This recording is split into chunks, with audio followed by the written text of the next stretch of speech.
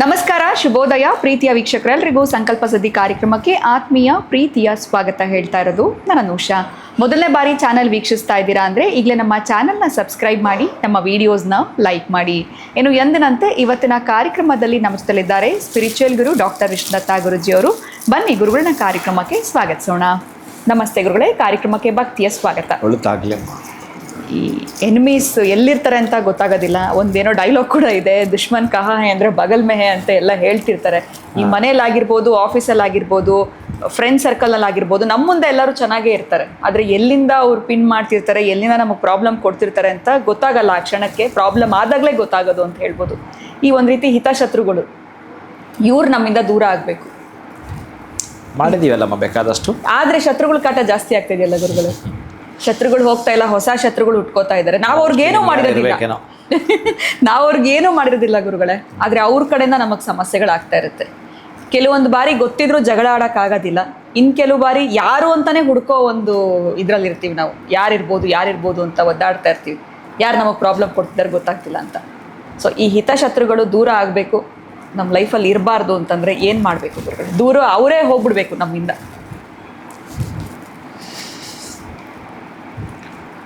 ಓಂ ವಿಶ್ವಸ್ಮೈ ನಮಃ. ಪ್ರೀತಿಯ ಬಂಧುಗಳೇ, ಅದೇ ನೀವು ಕೇಳೋದು, ಪಾಪ ಅವನಿಗೆ ಒಳ್ಳೆಯದು ಕೆಟ್ಟದ್ದು ಗೊತ್ತಿರಲ್ಲ, ಎರಡೂ ಒಂದೇ. ಅಷ್ಟು ದುಷ್ಟರು ಇಲ್ಲಿದ್ದಾರೆ. ಅವರಿಗೆ ಈ ಮಕ್ಕಳನ್ನು ಕೂಡ ನೋಡಿ, ಕೆಲವು ವಿಡಿಯೋದಲ್ಲಿ ನೋಡಿದೆ ನಾನು, ಹೊಡಿತಿರ್ತಾರೆ. ಅರೆ ಆ ಮಗು ಪಾಪ ಬೆನ್ನ ಮೇಲೆ ಕೈ ಇಡುತ್ತೆ, ಎಷ್ಟು ಅಂಗಲಾಚತ್ತು ಹೊಡಿತಾನೆ ಇರೋದೆ.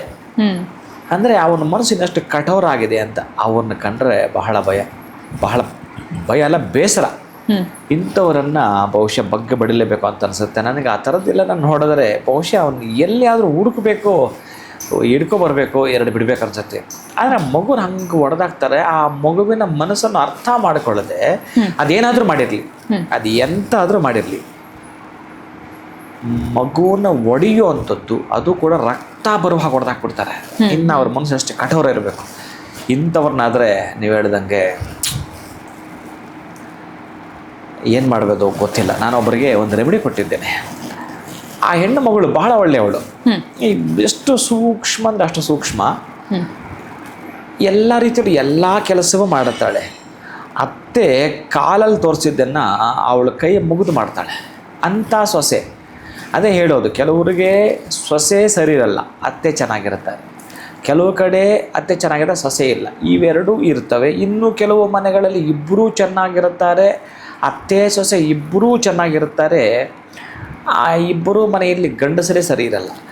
ಗಂಡಸರಿರೋ ಮನೆಯಲ್ಲಿ ಈ ಅತ್ತೆ ಸೊಸೆ ಅಂದರೆ ಸರಿ ಇರಲ್ಲ. ಒಟ್ಟಾರೆ ಏನೋ ಒಂದು ಸಮಸ್ಯೆಯನ್ನು ಅವ ತಂದಿರ್ತಾನೆ. ಅವ ಪುನೀತ್ ರಾಜ್ಕುಮಾರ್ ಒಂದು ಹಾಡು ಹೇಳ್ತಾರಲ್ಲ, ಕಾಣದಂತೆ ಮಾಯವಾದ. ಶಿವ ನಮಗೆಲ್ಲ ಜಗಳ ಇಟ್ಬಿಟ್ಟು ಕಾಣದಂತೆ ಮಾಯವಾದ ನಾವೀಗ ಅನ್ಕೋಬೇಕಷ್ಟೇ. ಈಗ ಹಾಗೆ ಈ ಕಾಣದೊಂದು ಮಾಯ ಇದೆಯಲ್ಲ, ಅದು ಹೀಗೆ ಮಾಡುತ್ತೆ. ಏನೋ ಒಂದು ನೆಮ್ಮದಿಗೆ ನಿಮಗೆ ಕುಹುಕ ತಂದಿಡುತ್ತೆ, ಏನೋ ಒಂದು ನಿಮ್ಮ ನೆಮ್ಮದಿಗೆ ಭಂಗ ಬರುವಂಥ ಸನ್ನಿವೇಶ ಇದ್ದೇ ಇರುತ್ತೆ ಈ ಭೂಮಿ ಮೇಲೆ. ಅದಕ್ಕೆ ಉಪಮಾನವಾಗಿ ಏನಾದರೂ ಮಾಡಿಕೊಳ್ಬೇಕು ಅಂತಂದರೆ, ಈ ಹೆಣ್ಣು ಮಗಳಿಗೆ ಕೊಟ್ಟ ಈ ರೆಮಿಡಿಯನ್ನು ನೀವು ಹಿತಶತ್ರು ಅನ್ನೋದು ಕೇಳ್ತೀನಿ. ಮನೆಯಲ್ಲೇ ನಮಗೆ ಬಹಳ ಗೋಳೊಯ್ಕೊಳ್ಳೋರು, ಹೆಜ್ಜೆ ಹೆಜ್ಜೆಗೂ ಕೂಡ ನಮಗೆ ಕಾಟ ಕೊಡೋರು, ಎಷ್ಟೇ ಚೆನ್ನಾಗಿ ಮಾಡಿದ್ರು ಒಟ್ಟಾರೆ ಅವರ ಮನಸ್ಸಲ್ಲಿ ನೀವು ದುಷ್ಟರ ಕಂಡುಬಿಟ್ಟಿದ್ದೀರಿ. ಒಟ್ಟಾರೆ ಅವರ ಮನಸ್ಸಲ್ಲಿ ನೀವು ದೊಡ್ಡ ಶತ್ರು ಆಗಿಬಿಟ್ಟಿದ್ದೀರಿ. ನಿಮ್ಮನ್ನು ನೋಡೋದೇ ಅವರಿಗೆ ಬೇಸರ. ನೀವು ಎಷ್ಟೇ ಒಳ್ಳೇದು ಮಾಡಿದ್ರೂ ಆಗಲ್ಲ. ಹಾಗಂತೇಳಿ ನಿಮ್ಮ ಮನೆ ಬಿಟ್ಟು ಹೋಗೋಕ್ಕಾಗಲ್ಲ. ಇಂಥ ಸನ್ನಿವೇಶದಲ್ಲಿ ಕೆಲವು ಮನೆಯಲ್ಲಿ ಹೆಣ್ಣು ಮಕ್ಕಳು ಇರ್ತಾರೆ, ಪಾಪ ಅನುಭವಿಸ್ತಿರ್ತಾರೆ. ಕೆಲವ್ರದ್ದು ಕೇಳಿಸ್ಕೊಳ್ತೀನಲ್ಲ, ಭಾಳ ದುಃಖ ಆಗತ್ತೆ. ಏನೂ ಎಷ್ಟು ಕಷ್ಟಪಟ್ಟು ಜೀವನ ಮಾಡ್ತಿರ್ತಾರೆ ಅಂತಂದರೆ ಅಷ್ಟೆಲ್ಲ ಕಷ್ಟಪಟ್ಟು ಜೀವನ ಮಾಡ್ತಿರ್ತಾರೆ. ಅದರಲ್ಲಿ ಇಂಥವು ಬೇರೆ, ಇಂಥ ಸಮಸ್ಯೆಗಳು ಬೇರೆ. ಬೆಳಗ್ಗಿಂದ ರಾತ್ರಿ ತನಕ ಕತ್ತೆ ದುಡ್ದಂಗೆ ದುಡಿತಿರುತ್ತಾರೆ ಕೆಲವು ಹೆಣ್ಣು ಮಕ್ಕಳು ಮನೆಯಲ್ಲಿ. ಈ ಅತ್ತೆ ಕಾಟವೋ ಸೊಸೆಗೆ, ಸೊಸೆ ಕಾಟವೋ ಅತ್ತೆಗೆ, ಒಟ್ಟಾರೆ ಗೊತ್ತಿಲ್ಲ. ಇವರೇ ದೊಡ್ಡ ದುಶ್ಮನ ಅಂದುಕೊಂಡರೂ ಬಹುಶಃ ಇವರಿಗೇನು ಅಂತಂದರೆ ಯಾವುದಾದ್ರೂ ಒಂದು ಅಮಾವಾಸ್ಯೆ ಅಥವಾ ಪೌರ್ಣಮಿಗಳಲ್ಲಿ ಇದನ್ನು ಮಾಡ್ಕೊಳ್ಬೇಕಾಗತ್ತೆ. ನಾನು ಕೂಡ ಈ ರೆಮಿಡಿಯನ್ನು ಪ್ರೀತಿಯ ಬಂಧುಗಳೇ, ಈ ಸಾಸಿವೆ ಎಣ್ಣೆ, ಬೇವಿನ ಎಣ್ಣೆ, ಒಂದಷ್ಟು ಖಾರದ ಪುಡಿ, ಈ ಮೂರು ಮಿಶ್ರಣ ಮಾಡ್ಕೋಬೇಕು. ಮಿಶ್ರಣ ಮಾಡಿಕೊಂಡು ಒಂದು ತಟ್ಟೆಯಲ್ಲಿ ಸ್ವಲ್ಪ ತಟ್ಟೆ ದೊಡ್ಡದಿರಬೇಕು, ಯಾಕಂದರೆ ನಿಮ್ಮ ಎಡಗಾಲು ಇಡಿಸ್ಬೇಕು ಆ ತಟ್ಟೆಗೆ ಅಂಥದ್ದಿರಬೇಕು. ಅದು ಯಾವುದಾದ್ರೂ ತಟ್ಟೆ ಆಗಿರಲಿ, ಸ್ಟೀಲ್ ಆಗಿರಲಿ, ಅಡಿಕೆ ಆಗಿರಲಿ, ಪ್ಲಾಸ್ಟಿಕ್ ಆಗಿರಲಿ, ಏನಾದರೂ ಆಗಿರಲಿ. ಇಷ್ಟನ್ನು ಕಲಿಸ್ಕೊಂಡಿದ್ದೀರಲ್ಲ, ಬೇವಿನ ಎಣ್ಣೆಯನ್ನು, ಸಾಸಿವೆ ಎಣ್ಣೆಯನ್ನು, ಖಾರದ ಪುಡಿಯನ್ನು ಕಲಸಿ ಅವರ ಹೆಸರು ಬರೀಬೇಕು. ಯಾರು ನಿಮಗೆ ಅತ್ತೆ ಕಾಟ ಕೊಡ್ತಾಳ, ಅತ್ತೆ ಹೆಸರು ಬರೀರಿ.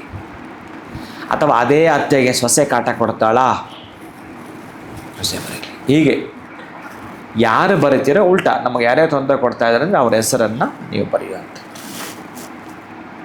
ಬರೆದಾದ ಮೇಲೆ ಹೆಸರಿಗೆ ಮೊದಲು ಒಂದು ಇಂಟು ಮಾರ್ಕ್ ಹಾಕಿ, ಹೆಸರು ಕೊನೆಯಲ್ಲಿ ಒಂದು ಇಂಟು ಮಾರ್ಕ್ ಹಾಕಿ, ಹೆಸರು ಮೇಲೆ ಕೆಳಗೆ 4 ಆಯಿತು. ಮತ್ತು ಕಾರ್ನರ್ ಹಾಗೆ ದಿಕ್ಕುಗಳು, ವಿದಿಕ್ಕುಗಳು ಅಂತ ಕರೀತಾರೆ.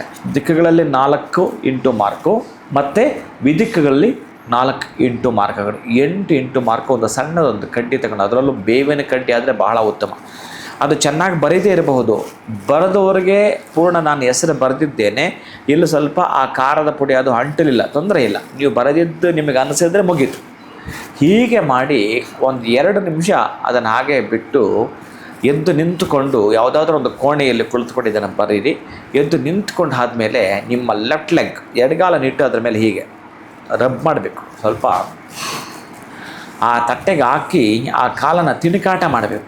ಅಂದರೆ ತುಳಿದಾಗೆ, ಯಾವುದಾದ್ರೂ ಒಂದು ನಿಮಗೆ ಕಚ್ಚರಿ ಇರುವೆ ನೀವು ತುಳಿದು ಬಿಡ್ತೀರಲ್ಲ, ನಿಮಗೆ ನೋವು ಕೊಡುತ್ತಲ್ಲ, ಹಾಗೆ ನೋವು ಕೊಟ್ಟಿರೋಂಥ ಇವರನ್ನು ಹೀಗೆ ಆ ಹೆಸರನ್ನು ತುಳಿದಾದ ಮೇಲೆ ನಿಧಾನಕ್ಕೆ ಯಾವುದಾದ್ರೂ ಒಂದು ವಿಂಡೋ ಇಟ್ಕೊಂಡು ಸಪೋರ್ಟ್ ತೊಗೊಂಡು, ಎಣ್ಣೆ ಬೇರೆ ಇರುತ್ತೆ, ಮತ್ತು ಸ್ವಲ್ಪ ಮುಂದಕ್ಕೆ ನೀವು ಅಲ್ಲಿ ಮ್ಯಾಟ್ ಏನಾದರೂ ಹಾಕ್ಕೊಳ್ಳಿ. ಅದಾದ ನಂತರ ಹೋಗಿ ನೀವು ಬಾತ್ರೂಮಲ್ಲಿ ಆ ಕಾಲನ್ನು ತೊಳಿಬೇಕು, ತೊಳೆದು ಬಿಡಬೇಕು ಪೂರ್ಣವಾಗಿ. ಆಕೆಯನ್ನು, ಆ ವ್ಯಕ್ತಿಯನ್ನು ತೊಳೆದ ಹಾಗೇನೆ. ನಂತರ ಈ ಪ್ಲೇಟ್ ಇತ್ತಲ್ಲ, ಇದನ್ನು ಕೂಡ ಪೂರ್ಣ ತೊಳಿಬೇಕು. ಈ ಪ್ಲೇಟ್ ತೊಳಿಬೇಕಾದ್ರೆ ಯಾವುದಾದ್ರೂ ಒಂದು ಸಿಂಕು ಅಥವಾ ಈ ಟಾಯ್ಲೆಟ್ ಇದಿರುತ್ತಲ್ಲ, ಅಲ್ಲಿ ನೀವು ಹೋಗಿ ಈ ಪ್ಲೇಟನ್ನು ತೊಳೆದು ಹಾಕಿದ್ರು ಮುಗಿತು. ಅಂದರೆ ಅವರ ಮನಸ್ಸು ಕಲ್ಮಶ ತುಂಬಿಟ್ಟಿರುತ್ತೆ, ಗಲೀಜು ತುಂಬಿಟ್ಟಿರುತ್ತೆ. ಅಂತಹ ಗಲೀಜು ಇರುವ ಈ ವ್ಯಕ್ತಿಯ ಹೆಸರನ್ನು ಅಮಾವಾಸ್ಯೆ ಪೌರ್ಣಿಮೆಯಲ್ಲಿ, ಬಹುಶಃ ಇಂಥವೆಲ್ಲ ನಾನು ಹೇಳಲೇಬಾರ್ದು, ವಿಧಿ ಇಲ್ಲ. ಕೆಲವೊಂದು ಈ ಹೆಣ್ಣು ಮಕ್ಕಳು ಪಡ್ತಿರೋ ನೋವಿಗೆ ನೋಡಿ ಬೇಸರ ಮಾಡಿ ಇವೆಲ್ಲ ತಿಳಿಸ್ಬೇಕಾಗ್ತದೆ.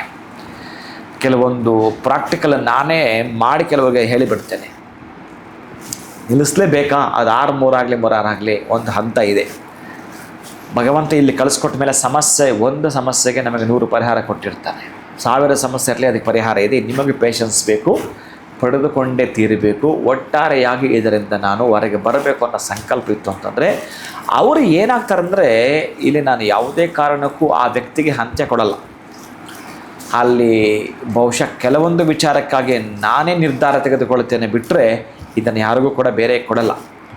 8, 18, 28 ತಿಂಗಳುಗಳಲ್ಲಿ ಬಹುಶಃ ನೀವು ಅದು ಯಾರೇ ಆಗಿದ್ದರೂ ರೆಮಿಡಿ ಇದೆ. ಇದಕ್ಕೆ ಏನೇ ಆಗಿದ್ರೂ ಕೂಡ ಇದೆ. ಇದೊಂದು ಪಕ್ಕಕ್ಕೆ ಇಡ್ತೀನಿ ನಾನು, ಇದು ನಿಮಗೆ ಸಂಬಂಧಪಟ್ಟ ಸಬ್ಜೆಕ್ಟ್ ಅಲ್ಲ ಇದು.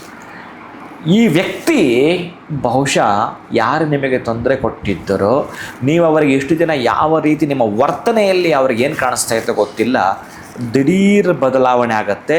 ಅಥವಾ ಆ ವ್ಯಕ್ತಿ ಏನೋ ಒಂದು ಆಗ್ತಾರೆ, ಮೀನ್ಸ್ ಹಾಸಿಗೆ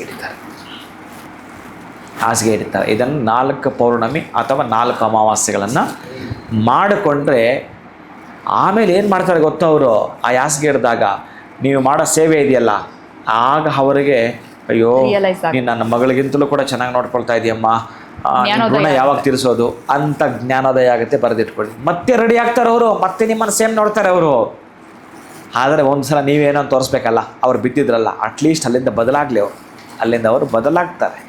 ಬದಲಾಗೋದು ಖಚಿತ. ಅವ್ರಿಗೆ ತೊಂದರೆ ಆಗೋದು ಬೇಡ, ಹಾಸಿಗೆ ಹಿಡಿಯೋದು ಬೇಡ. ನಿಮ್ಮನ್ನು ಅವರ ಮನಸ್ಸಲ್ಲಿ ಯಾವ ಸ್ಥಾನ ಕೊಟ್ಟಿದ್ರು ನಿಮಗೆ, ಅಲ್ಲಿ ಒಂದಷ್ಟು ಬದಲಾವಣೆ ಬರಲಿ ಅಂತೇಳಿ ಈ ರೆಮಿಡಿಯನ್ನು ಮಾಡಿಕೊಳ್ಳಿ. ಪ್ರೀತಿ ಬಂಧುಗಳೇ, ಮನೆಯಲ್ಲಿ ಯಾವಾಗಲೂ ಶತ್ರು ಇದ್ದರೆ ಹೆಂಗೆ ಹೇಳಿ ಇರ್ತೀರಿ? ಮನೆಯಲ್ಲಿ ಯಾವಾಗಲೂ ಹಾವಿದ್ರೆ ಏನು ಮಾಡ್ತೀರಿ ಹೇಳಿ? ಭಯ ಪಟ್ಕೊಂಡಿರ್ಬೇಕಲ್ಲ, ಒಳಗಾಗಬೇಕಲ್ಲ. ಯಾವುದೋ ಒಂದು ಸಿಂಹ ಬಂತು ಮನೆಯೊಳಗಡೆ ಅಂದರೆ ಯಾವ ಆವತ್ಕೊಂಡಿದೆ ಅಂದರೆ ಏನು ಮಾಡ್ತೀರಿ ಹೇಳಿ? ಹಾಗೆ ಸಿಂಹದ ಬಾಯಿಗೇನು ಸಿಕ್ಕಾಕೊಂಡಂಗಿರುತ್ತೆ ಈ ಸನ್ನಿವೇಶ, ಈ ಘಟ್ಟ. ಈ ಹಿತಶತ್ರು ಇದ್ದರೆ ಅವರು ಹೋಗೋ ಹಾಗಿಲ್ಲ, ನೀವು ಮೊದಲು ಹೋಗೋಕ್ಕಾಗಲ್ಲ. ಅವ್ರು ಹೋಗಲ್ಲ, ನೀವು ಅಲ್ಲಿ ಇರಲ್ಲ. ಎಂಥ ದೊಡ್ಡ ದುರ್ದೈವದ ತಾಪತ್ರಯ.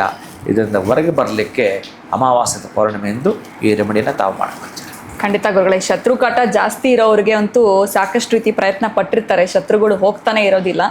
ಅಂಥವರು ನೀವೀಗ ತಿಳಿಸ್ಕೊಟ್ಟಿರುವಂಥ ಈ ಒಂದು ಸರಳವಾಗಿರುವಂಥ ರೆಮಿಡಿ 4 ಅಮಾವಾಸ್ಯೆ ಜೊತೆಗೆ 4 ಹುಣ್ಣಿಮೆಗಳನ್ನ ಬಳಸ್ಕೊಳ್ಳೋದ್ರಿಂದ ಅವ್ರ ಜೀವನದಿಂದನೇ ಶತ್ರು ಹೊಟ್ಟೋಗ್ತಾರೆ. ಜೊತೆಗೆ ಅವ್ರನ್ನ ಯಾವ ಥರ ಒಂದು ಅವಸ್ಥೆನಲ್ಲಿ ನಾವು ನೋಡ್ತೀವಿ, ಅವ್ರಿಗೆ ಜ್ಞಾನೋದಯ ಆಗುತ್ತಲ್ಲ, ಅಲ್ಲಿಗೆ ನಾವು ಗೆದ್ದಂಗೆ ಅಂತಲೇ ಅಂದ್ಕೊಳ್ಬಹುದು ಗುರುಗಳೇ. ಉತ್ತಮವಾಗಿತ್ತು ನೀವು ತಿಳಿಸ್ಕೊಟ್ಟಿದ್ದಂತಹ ವಿಚಾರ. ಧನ್ಯವಾದಗಳು ತಮಗೆ. ನಮಸ್ಕಾರ. ಹರೇ ಶ್ರೀನಿವಾಸ. ನಿಮಗೂ ಕೂಡ ಸಾಕಷ್ಟು ರೀತಿಯಾಗಿರುವಂಥ ಪ್ರಶ್ನೆಗಳಿದೆ ಅಥವಾ ಅನುಮಾನಗಳಿದೆ. ಈ ಒಂದು ಪ್ರಶ್ನೆ ಕೇಳಿದ್ರೆ ಎಲ್ರಿಗೂ ಅನುಕೂಲ ಆಗುತ್ತೆ ಅಂತ ನೀವು ಅಂದ್ಕೊಳ್ತಾ ಇದ್ರೆ ಕಮೆಂಟ್ಸ್ ಮುಖಾಂತರ ನಿಮ್ಮ ಒಂದು ಪ್ರಶ್ನೆಯನ್ನು ಕಳಿಸ್ಕೊಡಿ ಅಂತ ಹೇಳ್ತಾ ವಿಡಿಯೋವನ್ನು ಮುಗಿಸುವಂತಹ ಸಮಯ ಆಗಿದೆ. ನಮಸ್ಕಾರ.